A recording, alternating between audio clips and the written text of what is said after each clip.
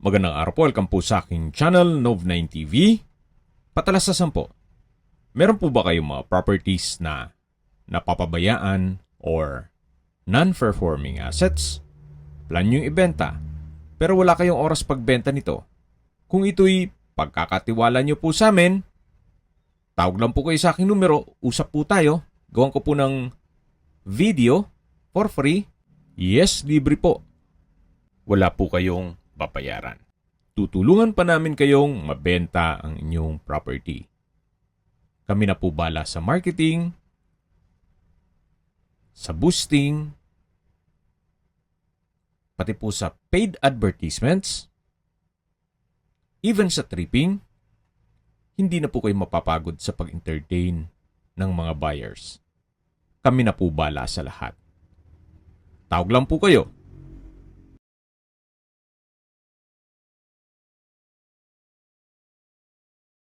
Nandito po tayo ngayon sa Morong Bataan kung saan meron po tayong bagong video presentation, isang income generating na property. Ito po yung The Beach Villa.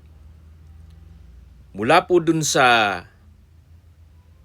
unit na binebenta, meron po ditong common swimming pool. At mula naman dito sa swimming pool, ilang steps lang ay nasa dagat na kayo o shoreline. Sa mga naghahanap po ng isang property na malapit po sa dagat at possible na maging negosyo na rin, ito na po yung hinahanap nyo. Actually, pwede rin pong maging rest house nyo na rin. Then kung sakali man na nasa ibang bansa po kayo, pwede nyo na pong ipasok sa Airbnb at gawing staycation business. Ito po yung tinutukoy ko na daan papunta dito sa dagat. Napakalinis po ng tubig at pinong-pino po ang buhangin. Yan po, tunghayan nyo po. Napakaganda, napakaaliwalas. Imagine, pag dito na po kayo nakatira, pagkagising nyo po, mag-walking kayo dito sa shoreline. At syempre, pwede ring magkape, magmuni-muni, at pagmasdan ang kapaligiran. Napakaganda po, napakaaliwalas.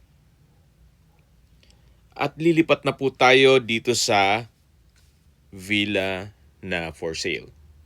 May lot area po ito na 123 square meters at may floor area na 183 square meters. Titulado, buhay po ang may-ari, kaya wala po kayong maging problema sa documentation o sa transfer ng title. 2-story with attic. May 4 bedrooms, 3 toilet and bath, maid's room with own toilet and bath, may outdoor kitchen, 2-car garage, at may generator na rin po ito. Fully furnished, lahat pong makikita nyong kagamitan ay kasama po yan. Ito po yung covered carport at dito naman yung extension ng outdoor kitchen. May kitchen countertop, then maid's room with own toilet and bath, at yan po yung generator. Working po yan. In case ng power shortage, may backup na po kayo. At yan naman po yung balkonahe. Dito po sa harapan ay may garahe din po siya, isang slot. Ito pong main door ay naka-aluminum screen door. At dito po sa side ng living area ay mayroon pong malaking sliding glass window. Dito naman po yung living area o salas, may sofa set, center table, pendant lamp, split type aircon, console table and drawer, may TV. Maayos din po ang pintura ng ceiling at wall, may pin lamps. At ito naman po yung dining area na meron na rin pong dining set. At mula po dito sa dining area, katabi lang po nito ang formal kitchen at yung hagdan papunta sa second floor. Check po natin itong formal kitchen. May kitchen countertop, wall-mounted kitchen cabinet at range hood, built-in gas range, May refrigerator, kitchen window, at meron din pong access door papunta sa covered carport na dinaanan natin kanina. At katabi lang po nito yung outdoor kitchen na covered po yan. At doon naman po sa tapat ay yung isang garahe. Yan po ulit yung formal kitchen na may kitchen countertop at wall-mounted kitchen cabinet. Balik po ulit tayo dito sa loob. Yan po yung living area. Open concept lang po ito hanggang dito sa may dining area. At mula naman po dito sa dining, check natin itong understairs na toilet and bath o common toilet and bath po ito. Maayos naman po ang toilet fixtures, itong hand wash basin, vanity mirror, water closet with bidet. Meron na rin pong hot shower set, tile bathroom wall. Wala po kayong ipapagawa dyan. Meron din pong fire extinguisher at ito po yung unang kwarto. May bed frame with mattress, split type aircon, wall-mounted fan, may wardrobe, at may sliding glass window. Yan po yung unang kwarto. Ito naman po yung hagdan. Ito po yung naka-wooden staircase, wooden handrail at railing. Ito naman pong staircase wall ay maayos naman ang pintura. At samahan niyo po ako, akyat po tayo. Nandito na po tayo sa second floor. Ito po yung mga kwarto. Check natin itong second bedroom na meron pong 2 double deck at isang extra single bed. May wardrobe, may bedside table.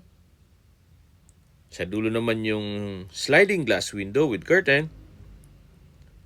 At meron din po itong sariling toilet and bath. Maayos din ang toilet fixtures gaya nitong hand wash basin, water closet, hot shower set, at bathroom window. May shower curtain na rin po. Ito naman po yung access sa balkonahe. Mula naman po dito, matatanaw nyo ang ibang villa at ibang hotel and resort dito sa area. Ito naman po yung papunta sa attic. Akyat po tayo. Dito naman po ay kakasya pa ang 4 na guest. Pasok po tayo. Meron pong 4 na single bed, then wall-mounted fan, window type aircon at glass window. 4 pa po yan. Maayos din po ang pintura ng ceiling at wall. Yan po yung attic na meron pong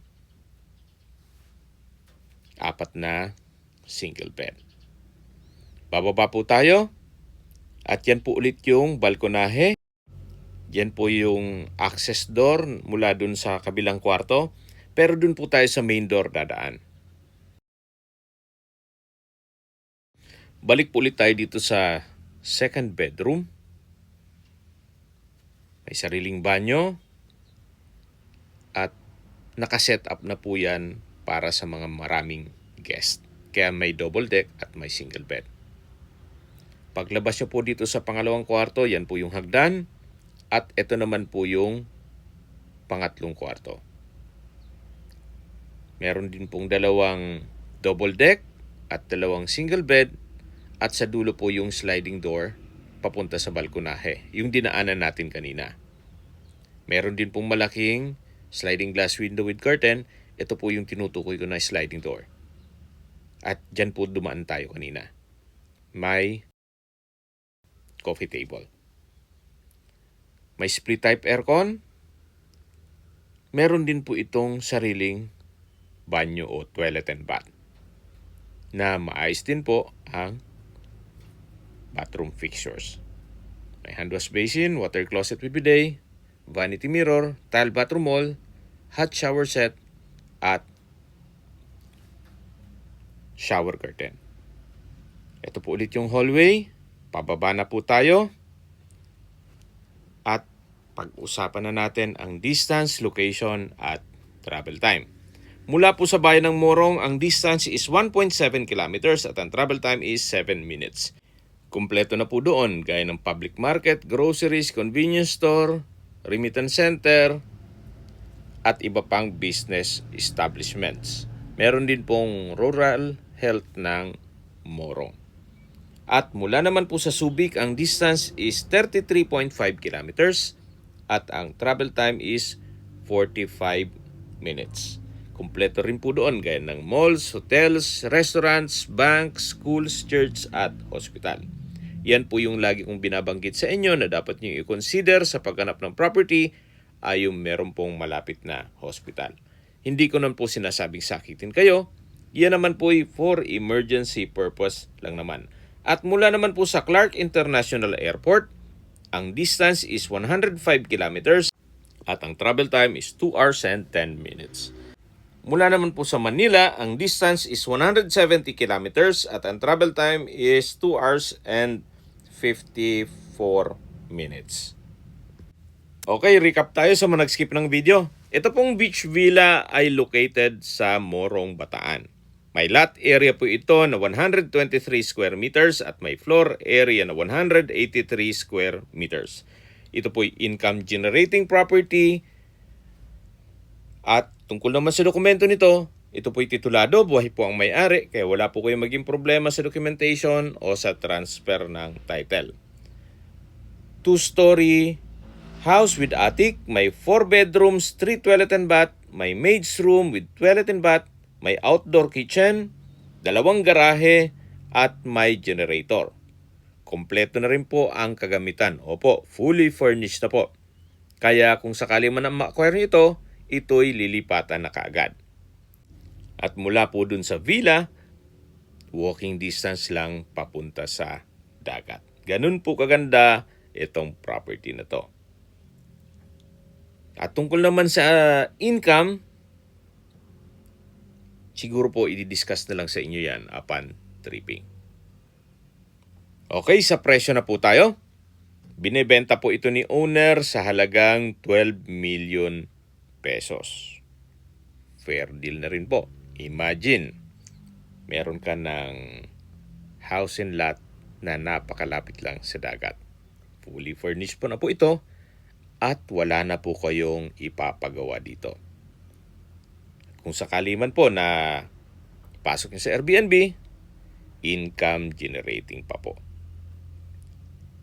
You might consider this property, especially napaganda ng lokasyon nito.